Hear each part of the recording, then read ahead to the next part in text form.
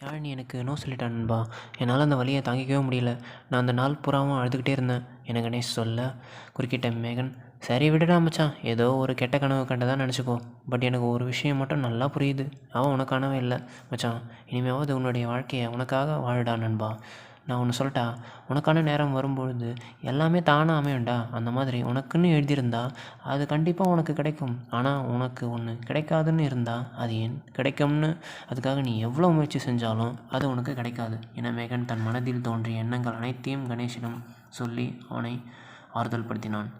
சரிடா, என்னால் நீ சொல்கிறத புரிஞ்சுக்க முடியுது என கணேஷ் பதில் சொல்ல, மேகன் குறுக்கிட்டு, சரி நண்பா, மேலே சொல்லு. அதுக்கப்புறம் எனக்கு மனசே சரியில்லை.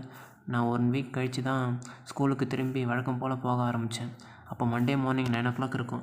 வழக்கம் போல் என் கிளாஸ் டீச்சர் பிரியங்கா மேம் ஒரு 5 நிமிஷத்தில் அட்டெண்டன்ஸ் எடுத்து முடித்தாங்க. அப்போ திடீர்னு டீச்சர் கேர்ள்ஸை பார்த்து ஒரு முக்கியமான கேள்வி கேட்டாங்க. அவங்க என்ன கேட்டாங்கன்னா, என்னம்மா பிரின்சி இன்னைக்கு வரலையா என கேட்க, உடனடியாக அந்த நேரம் யாழினி பதில் சொன்னாள், மேம் அவன் இன்னைக்கு வரல. இதையெல்லாம் கணேஷ் சொல்ல, திடீரென மேகன் கேட்டான், நண்பா பிரின்சி யாருடா? அவள் எனக்கு ஒரு உடன்பிறவா சகோதரிடா.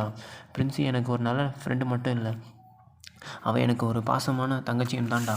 அவள் கிறிஸ்துவ மதத்தை சேர்ந்தவடா. அப்புறம் ஒவ்வொரு மண்டேவும் ஈவினிங் 4 மணிக்கு எங்கள் ஸ்கூலில் ப்ரேயர் முடிச்சுட்டு நான் வீட்டுக்கு போகிறது வழக்கம். அன்றைக்கி ப்ரேயரில் என்ன நடந்துச்சுன்னா, அப்போ தான் நான் அந்த சோகமான செய்தி கேட்டேன். ஸ்பீக்கரில் என்ன சொன்னாங்கன்னா, dear students, I said to say this. இன்று அதிகாலை 6 மணி அளவில் நமது பள்ளியில் படித்து வந்த 8ஆம் வகுப்பு மாணவி பிரின்சி காலமானார் என்பதை ஆழ்ந்த வருத்தத்துடன் தெரிவிக்கிறேன். இதை கேட்டு எல்லோரும் அதிர்ச்சியும்